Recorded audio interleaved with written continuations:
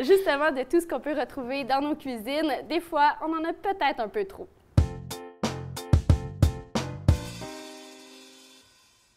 Mathieu, c'est bientôt ta fête. Ah, tu y as pensé? J'y ai pensé aujourd'hui. Je t'ai amené un petit cadeau. Hein? Tu es un étudiant en appartement qui n'a pas beaucoup d'expérience en cuisine. Je t'ai donc amené une foule de gadgets culinaires qui vont te servir au quotidien. C'est merveilleux. Mon cœur s'en réjouit. Ça me fait plaisir. Donc, je te laisse l'honneur de piger un premier article. Tout de suite, on y va. T'en as plein. À toi l'honneur. J'y vais. Regarde de voir qu'est-ce que tu vas sortir du sac. Premièrement, avec un très bel objet, un mesure spaghetti. Un mesure spaghetti. Donc, les étudiants, on le sait, mangent souvent des pâtes. Oui, hein? c'est vrai. Et on a tendance à jamais mettre la bonne quantité de pâte à bouillir. Hein? Je sais pas pour toi. Là, moi, je mets toujours le paquet au... On met le paquet au complet et donc, après ça, on fait face à du gaspillage. On jette les pâtes qui restent et on ne veut pas ça du tout. Avec ce magnifique mesure pâte, on peut choisir la quantité de personnes qui prennent part à notre festin. Donc, par exemple, que tu es seul, tu indiques une personne et dans le trou, on met la quantité de pâte ici. Donc, plus jamais de gaspillage, à tout coup, la bonne quantité de pâte. C'est génial. Merveilleux, n'est-ce pas? Ma vie s'en voit facilité. Il y en a plein d'autres. OK, je prends le plus gros parce que, juste parce que je veux prendre le plus gros. Celui-là, c'est un de mes préférés. As-tu une idée de ce que c'est? Non, mais c'est un de mes préférés quand même. Si je te sors une pomme, là, tu le sais. Wow! Ouais, tu le sais. Un pelle-pomme. Un pelle-pomme. Donc, avec ce magnifique le pelle-pomme, en moins de 10 secondes, ta pomme va être parfaitement pelée. Je t'invite à l'essayer. Donc, on met juste la pomme sur le petit pic, et voilà. Et croustade aux pommes, tarte aux pommes. C'est très efficace. Vas-y, on y va. Oh, c'est génial. J'ai déjà envie de manger une tarte. Voilà, ça fonctionne. Bon, OK, ça a pas Après marché, la chronique, super on ira faire une bonne tarte aux pommes. Voilà, à moitié pelée, mais bon, ça peut quand même faire la job. Non, ça fait bien. Il te reste d'autres articles. Donc, vas-y, Mathieu, c'est ta fête. Qu'est-ce que tu vas sortir? Ici plutôt, j'ai vu un thermos. Non, en fait, tu te trompes. C'est pas un thermos. Je vais te le dire parce que jamais tu vas pouvoir deviner. Je t'ai offert un moule à boulettes à hamburger.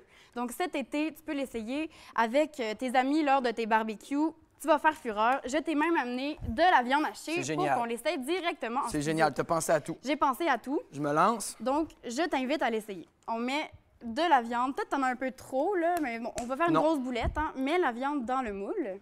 Et voilà, alors, on pèse Ricardo n'a qu'à bien se tenir. Et justement, c'est Ricardo qui fabrique ce merveilleux moule à Quel boulettes. hasard. Alors, on pile fort. Et voilà. Je vais récolter le fruit de mes efforts.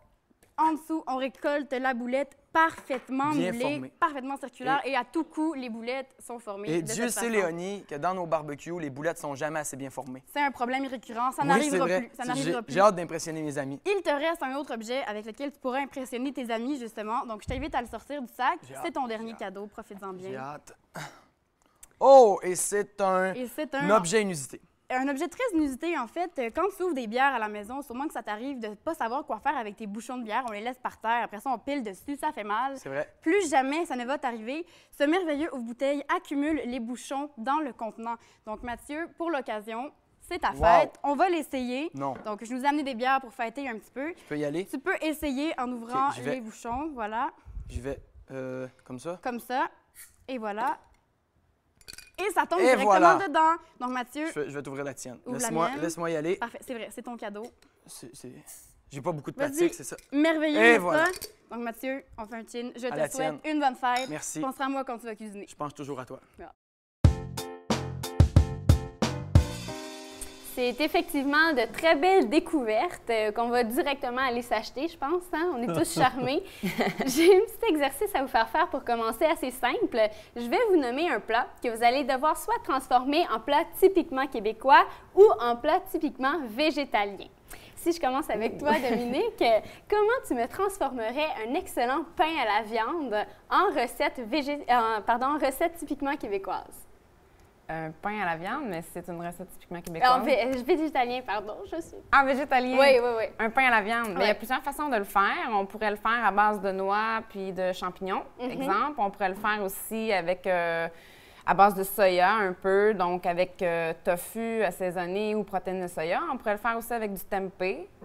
C'est pas mal 3 versions. Ça va faire un pain, dans le fond. Ah oui, puis on va pouvoir le trancher, puis on pourrait même l'accompagner d'une belle sauce tomate, là. C'est génial. Classique. Pour vous, Michel, si je vous dis de me transformer une excellente salade de quinoa germée et d'algues d'aramé et huile d'olive en plat typiquement québécois, vous m'offrez quoi? Oh, c'est pas facile, celle-là. Ouais. En plat typiquement québécois. Ou avec des influences. Oui. On joue. En fait, je dirais d'abord, au lieu du quinoa, j'irais vers le riz, qui est une autre céréale qui est plus connue, ou les pâtes alimentaires, ou des légumineuses semblables. Mais une salade, dans le fond, ce serait... Ça reviendrait à des choses oui, qu'on ça avait reviendrait à dit. des choses semblables, oui. Terroir. Par rapport aux algues en tant que telles, ce que je peux vous dire, c'est que dans notre culture même, chez les Inuits, on mangeait des algues. Donc, c'est une partie du Québec. Ce n'est pas tout le monde qui mangeait des algues. Mais ça se voyait. Ça se voyait. On en conservait dans l'huile de phoque pendant l'hiver. Donc, ça faisait partie de l'alimentation courante. On en chez les récolte Inuits. encore en Gaspésie, au Nouveau-Brunswick. Oui, le dulce, on en consomme, puis ça vient du Québec quand même. Oui. On va découvrir ça, en fait. On va se pencher là-dessus un peu plus. Alors, Michel, je vais vous poser une question qui risque de peut-être m'arracher le cœur. Est-ce que vous croyez que les traditions québécoises vont disparaître?